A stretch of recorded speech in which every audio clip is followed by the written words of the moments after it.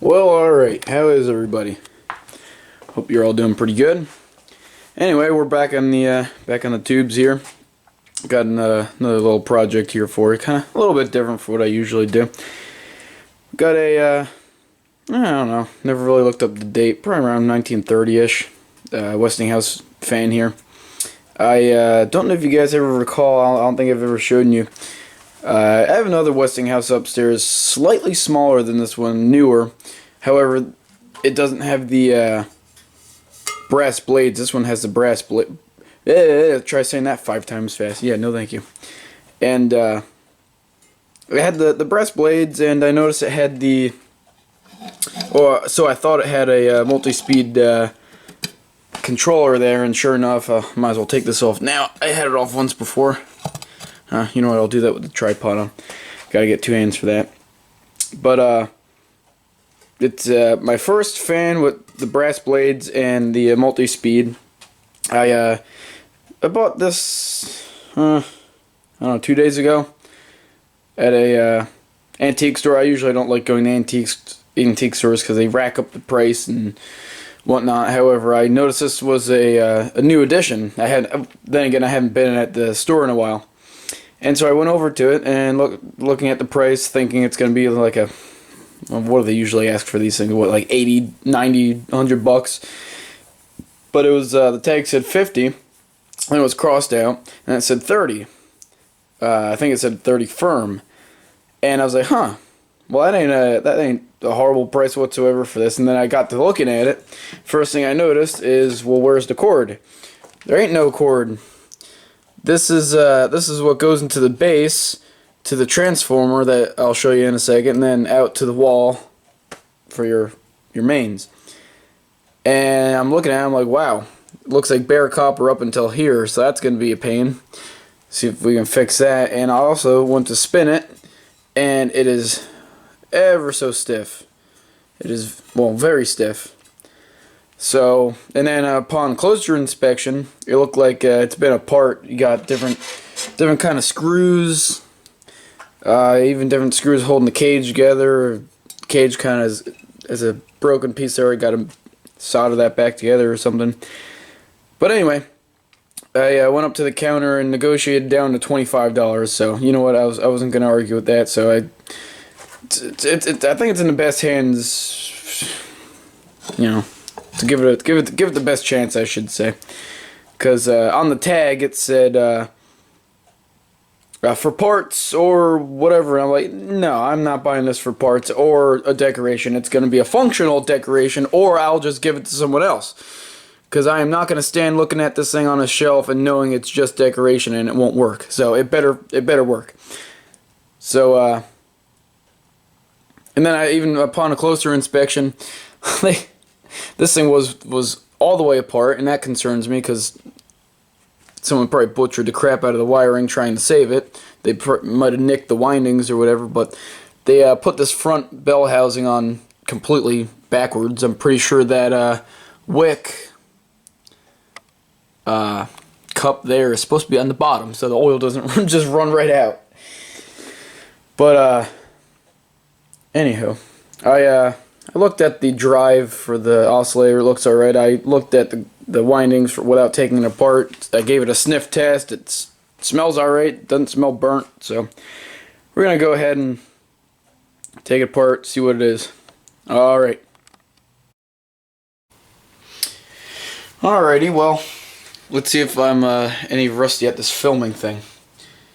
Alright, so I'm just going to take the cage off. Why not? That'll make it a little bit easier to work on everything else. Get the big, large, obnoxious stuff out of the way first. Just these little, can you see that? That's a little clippy angle, whatever. And it'd be nice if people put screwdrivers back in the right drawer. This was in the pliers drawer, and this is the best screwdriver I have. But, the heck was I going to say? I don't remember. Like I said, gonna be rusty at this whole filming, talking while I'm working.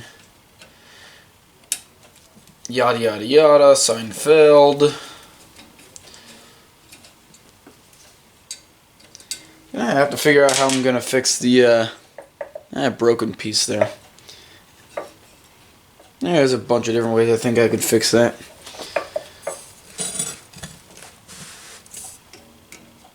Geez, this is definitely not the right kind of screw for this. Hey, but it worked. I guess maybe I'll try to find ones that at least look older, because this is your original. Hold on a second. That's your original. Is it focusing? Sure. And then that's whatever the heck someone put in there. Alright. Is that going to pop off of there?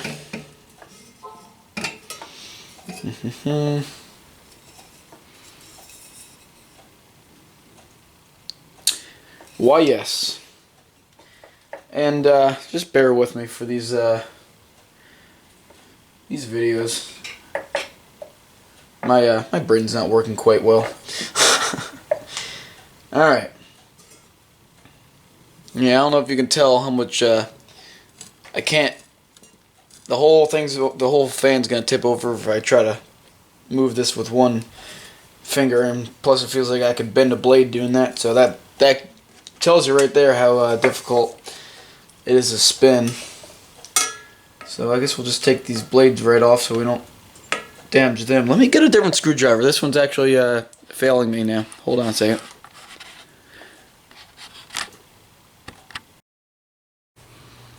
Alright, well, if you've never taken one of these fans apart before, I'm going to try to do this without taking the camera off the tripod.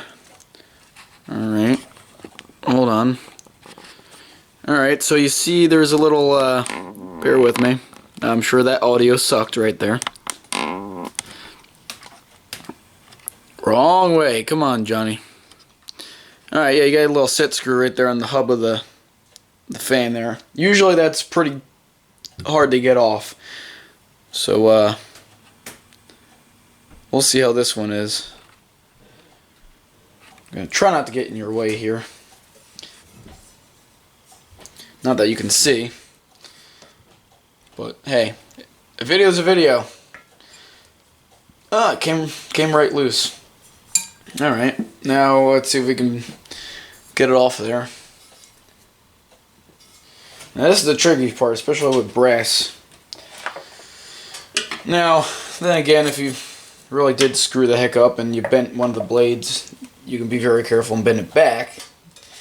But I am not going to do that because I'm grabbing it by the center.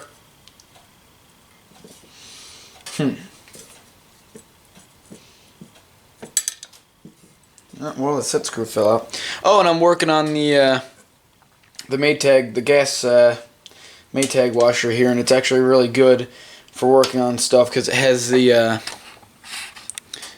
it's a little lip right here. As long as you don't open the lid, you're fine. But this little lip, you can put all your nuts and bolts and whatnot. But do I have WD-40? Wow, I can't believe I do. How about that? Now, you don't want to make a mess because you don't want to, you know, go slipping all over the place trying to loosen that with your fingers. Always use your fingers before any tools. Alright. Now, I can't, it's not slipping, even with the set screw out, it's not slipping on the shaft. The only reason it would in this case because the motor is so tight. So, gonna let that sit. Probably let that sit a little bit. Maybe even put a little bit of heat on it, and heat's not gonna hurt anything. Maybe tap on the hub there. All right, we'll get back to you. Alright, well that thing's really on there. So while that's soaking in some WD-40, I'll go ahead and show you that transformer. Now, like I said, someone's been in this. and for some reason or another they really cut the wires. But lucky enough, they left me with some wire to play with. So this is if I can get the light. This is to the from the wall to the transformer. Gotta be careful with these wires. And here's your transformer right there. And then this is from the transformer to the fan motor. And I don't know if you can see, but you got down here anyway. I don't know about the motor part, but because I can't tell yet because I haven't taken it apart. But these are colored. You got yellow, green, and red. The green goes right from the hot, right from the wall, so that's your high speed.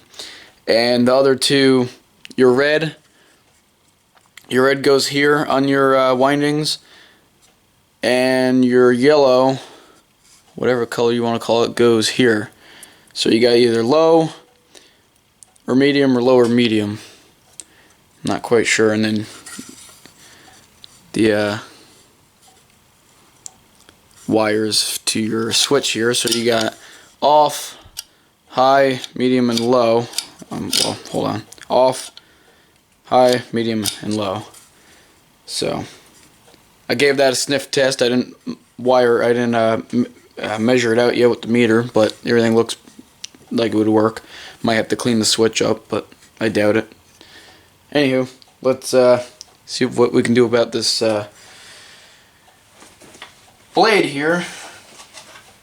Let me set this stuff off to the side. So what I did a couple times is, now you got to keep in mind you can bend this shaft. That wouldn't be a good thing. But I put a rag over the hub there, and I make sure the end of these pliers are hitting the middle of that hub, and just give it a tap. No, I am not paying attention where I'm hitting, if you saw that. I'm just making sure you guys can see.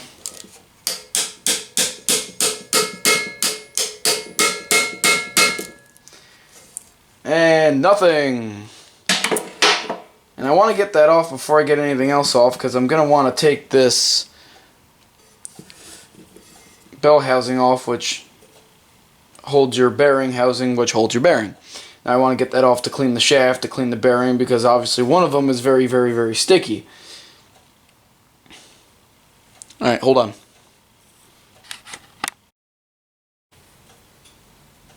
Oh yeah. Oh yeah, look at that. Don't you love small wrenches? 1/4 inch. Alright, so you know what? What I'm going to do now, since I've tried off camera to get that off gently, because I discovered with my magnet that even the hub is brass. You got that brass. But I'm going to take the armature and everything out, grab this end of it, of the shaft, the motor shaft, with something soft that's not going to score it at all. And all I gotta get to do is twist that on the motor shaft. Move it from where it is located on the shaft now, and then it should twist right off. It's actually the first time I'm taking part of any Westinghouse fan. The one that I have upstairs I didn't need to disassemble.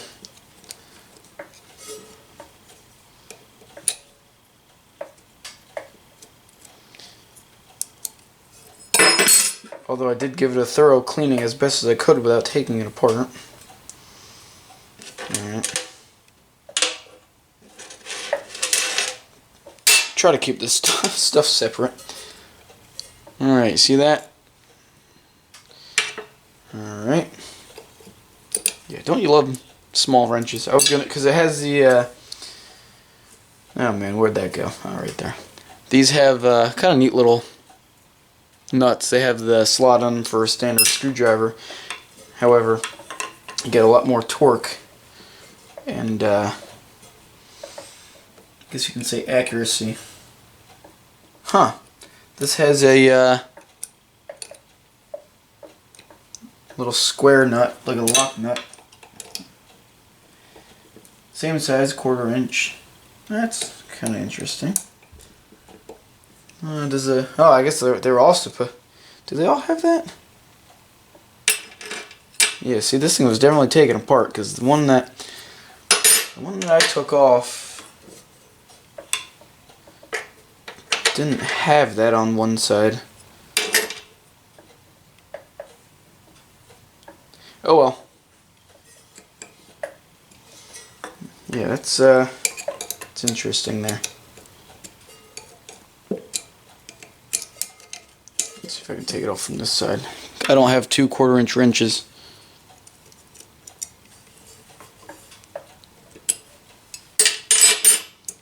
Alright, yeah, it came right out. I don't know. You guys might be seeing something different than I am because my brain's kind of toast recently. So, the camera doesn't lie. Remember that, guys. The camera doesn't lie.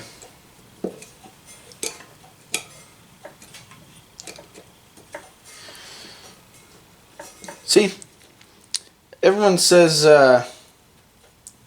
YouTubing a project makes it 10 times longer and harder. In a lot of ways it does, as I'm in your way. But when you're by yourself like I am, it sure is nice to have someone to talk to. Alright, that one's not coming out of there. Come on. Because I want you guys to see this as I open it up. Alright, that one... Alright, that one does not want to come out. She's being a little stubborn there. I wonder if those studs are brass. Nope, they're steel. I don't know why I thought they'd be brass. Alright, let me get this one out. You guys don't have to see that. Alrighty, well we got the last one out. Now, I just remembered, like I said, I've never taken one of these apart before. You gotta kind of somewhat take the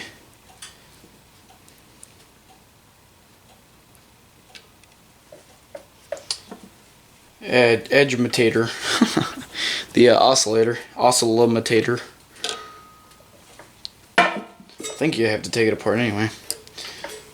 You got this little, oop, out of focus. Little,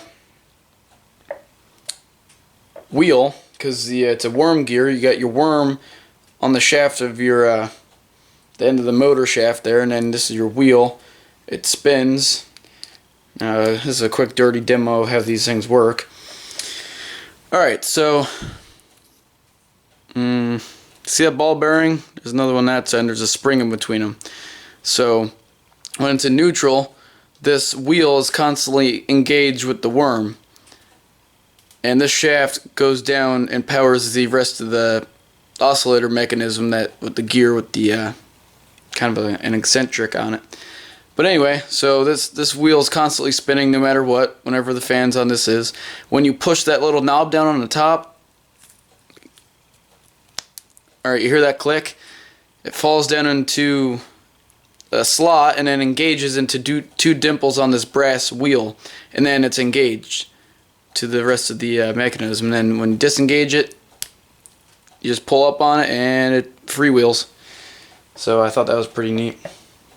But oh, and another thing, you'll never be able to read this, I don't think. But it says, grease each season with Westinghouse grease or something like that. No, that is what it says. I apologize. That is what it says. Alright. So if you do look in there, you'll see the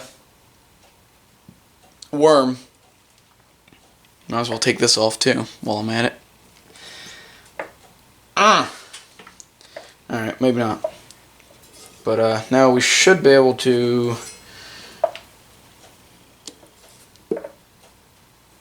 very gently. You don't want to you don't want it to fly out and nick the windings. Get the other side once, it'll probably pop right the heck off. Alright, so it must be the rear bearing holding this thing up, because right now that's free and it's still hard to turn. So it might be a pain in the butt even pulling it out. If I'm not in your way. Alright, she's coming. Whoa! That's what you gotta be careful of.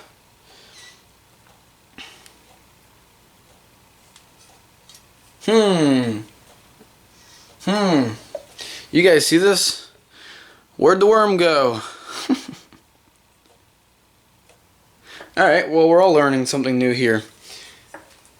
The worm is left behind because it must engage. Oh, of course, now I'm able to take that off. Let's see if I can get that out.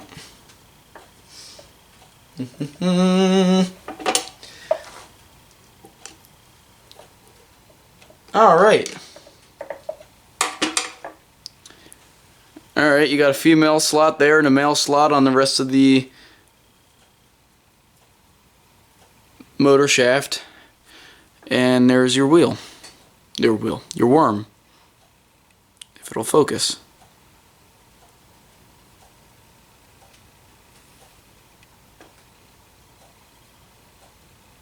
Looks pretty good. Now, you would always want to inspect the worm gear, because they're not the toughest way of gear reduction. But I just want to tell you guys right now that these windings, as far as first glance goes, look pretty dang good. It looks pretty nice and coppery yet.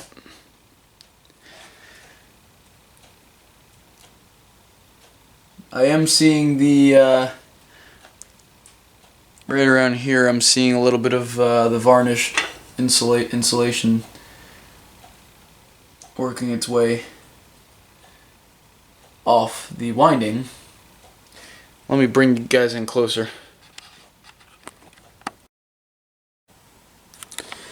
Alright. Nice and coppery looking. Right around there. Right there, see that shiny spot? And that looks like it's a little chewed up there. See, it looks alright. Well, we'll just have to take shoot, you know what I'm realizing? Guys, we might be screwing the pooch. That's a little weird, never mind. This, I'm an idiot, because I just realized this doesn't have the a rear section to take off. This is all one piece. So, because I was looking at this and it looks like bare copper up until right it meets the casing there. So, gonna have to figure out if I can take those windings out, and then you got to be real careful, real careful. Oh, here's the tag. I apologize. Here's the tag. You guys can look that up if you want. Pause the video on it. But I don't know if they're pressed in there, or glued in there, or what. Gonna have to look at that some more. Alright, we'll be back. Alright, well, ended up twisting that off. Not in a bad way, but that's how I said I was going to get it off. Sure enough, it's all sorts of gooped up with old oil. That's why the one bearing was tight. That's all because of old oil sitting there for a while. But, yeah.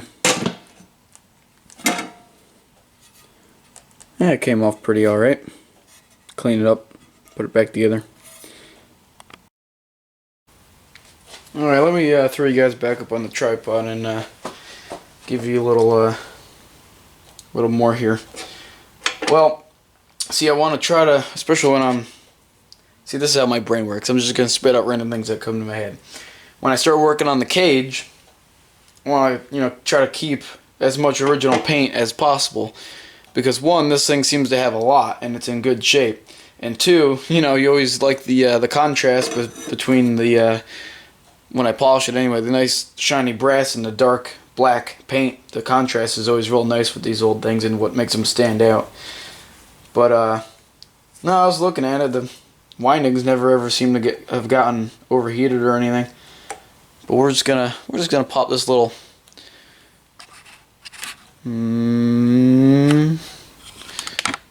little cover off here before we go any further and see what life we have as far as wire.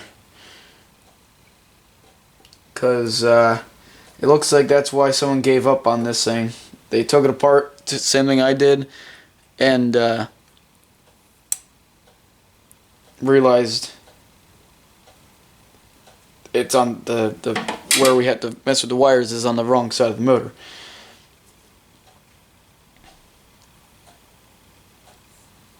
Alright. Alright, here's the very tricky part. They had to put this dang spring on there.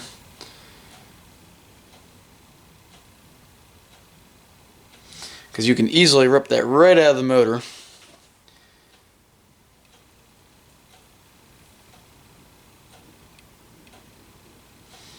Man. It's always a scary part.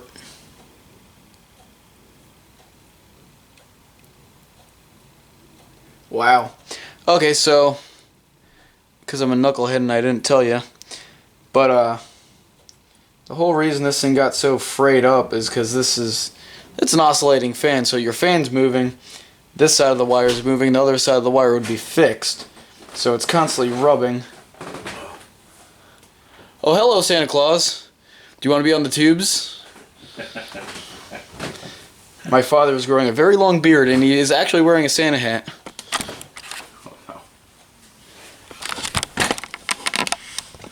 It's out of the tubes. Hi, tubes. Bye, tubes. Yeah. Ho, ho, ho. Oh, oh, oh, you son of a... But,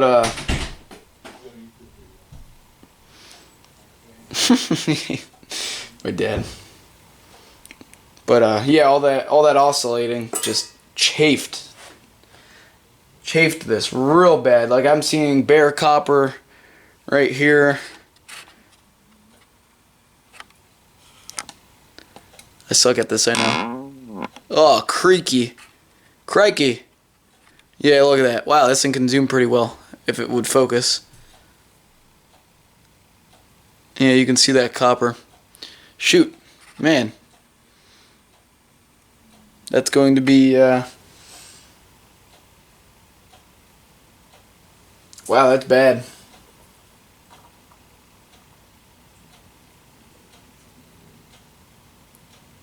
Alright guys, how do you take windings out?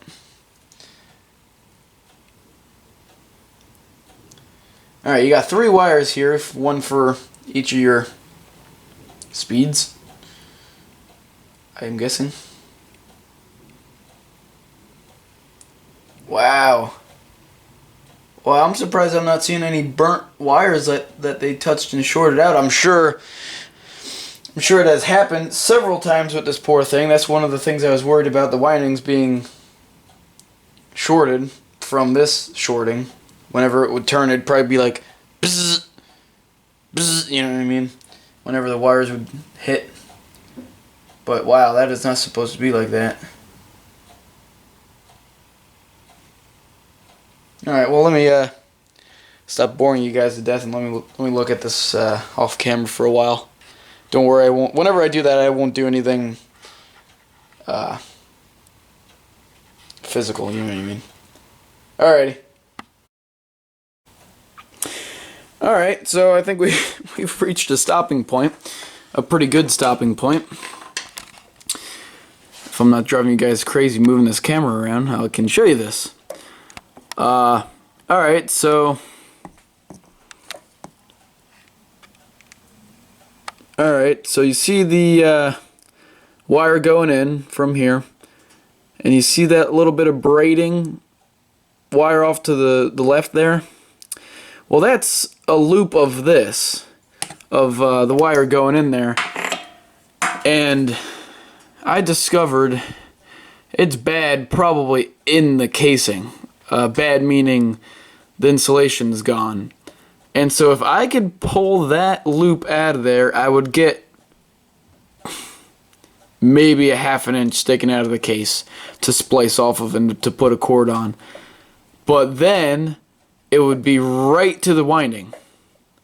It would be, the connection would be right there, because it connects right around where my finger is, goes up here a little bit, and then real sharp, it must be bent and broken or something, and then it comes out.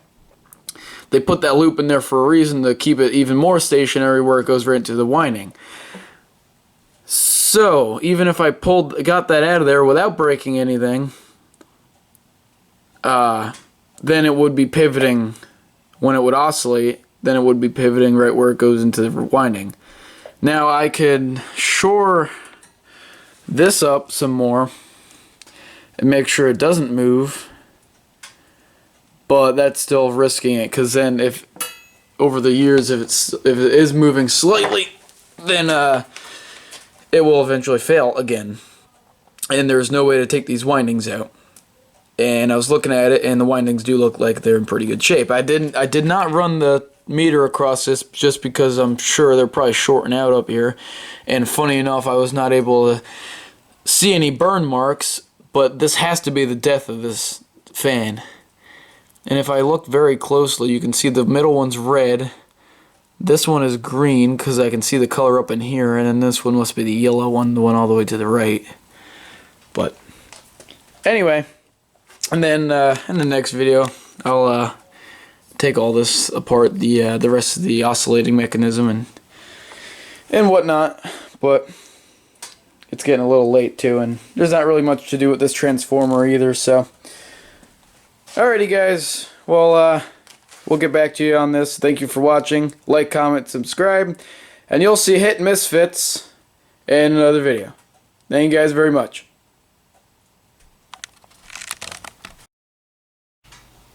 Well, alrighty again. How is everybody? In the garage once again. We're back working on the troublesome Westinghouse fan. Well, I got some pretty terrible news about this thing. I brought it to a place by us, Delaware Electric.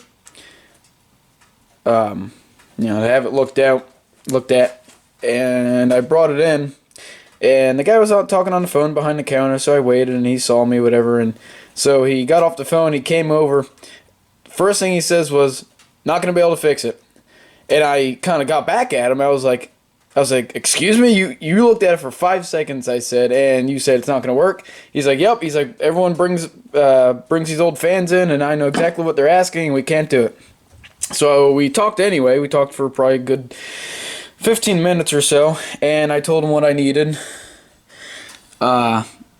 Needed to somehow put a new lead on it, re-lead it, and the guy was like, "Well, the easiest way to do that, to do it right, would be to pull the windings out, the whole stator and the windings and the whole iron core and everything, which is possible. So you would heat this up, obviously completely destroying all the original paint and whatnot, which kind of would suck, but then it would give me an excuse to restore it completely down to the paint." The heck was that noise? Hey, even my dog's barking. Oh, my parents are home. Alright, hold that thought. Okay, so yeah. They would have to heat this up. Like I said, destroying the original paint. Not the biggest worry. Then this would come out. Either they would try to put a new lead on it, re-lead it, or just completely rewinding it. There's a bunch of things here. One, re-leading it, if it would work, if the windings are good, which I'm sure they are, I can't test them with this shorting out like it is, but would be over $450. So that alone might not even be worth it. To get it completely rewound would be like over $1,200. Yeah, not quite wanting to do that, even though it is a piece of history and it is possible for it to be saved. But and then the third issue is, because this might warp or it might be warped, they might not ever be able to get that back in there if they releaded it and or rewound it. So, unfortunately, just a paperweight right now. However, I am not going to give up. To be honest, if this thing doesn't work, I really don't want to look at it. That's how my brain is. It would bother me so much to know this thing doesn't work that I wouldn't even enjoy looking at it. And that's kind of a sad fact of my brain. But I'm gonna have a real hard look at it and see if I could. Oh, I apologize, you guys couldn't even see there. See if I could rescue it when the electricians couldn't. So, I took apart the bottom part of the oscillating piece here. This is where it's fixed, and this is where it goes around on the gear, off center, obviously, and that's how it spins. Simple as that. I'm really not going to go into any more detail about it. I don't even know if I need to take it apart. It looks pretty clean there. Might just throw a couple drops of oil in there if this thing ever spins again. But yeah, I took this off, and look at the screws that somehow landed in there. I don't know how that would have gotten in there, but I don't know, extra screws from the factory? I don't know. Cause look, they're all in a line. They're all facing the same direction. So I don't know. That's strange. But they're gonna come out of there so they don't get stuck in anything. But all right. Well, I'm gonna fool around with this, and if anything interesting happens, I shall record it and show you guys. All right. Okay, just something a little interesting here that I kind of noticed. One, I'm not sure how this comes off of that big pin right there, but I took all these set screws out and it just doesn't come out, so it's not horribly in the way of this, but I'll just keep it there for now. Anyway, let me see if I can do this one-handed. Alright, so like I said, here's the gear, and this rod's attached to, it was attached to the threaded hole, sorry, right there. However, I noticed there's another threaded hole for an option, another oscillating option closer to the center, and what that would do, that would shorten your stroke from side to side. So instead of, let's say, I don't know, oscillating, I don't know how many degrees that would be, that much, it would do it a lot shorter, you know what I mean? So if I get this thing working again, I am going to want to put it on the shorter stroke setting so that it's a little bit less stress on these wires. So that should have been done a long time ago if they saw these starting the fray. And I'm not sure if I have wire to repair this. So, I don't know. I just thought that was interesting. Should have been on that setting for a long time, but it wasn't, so whatever. Alrighty.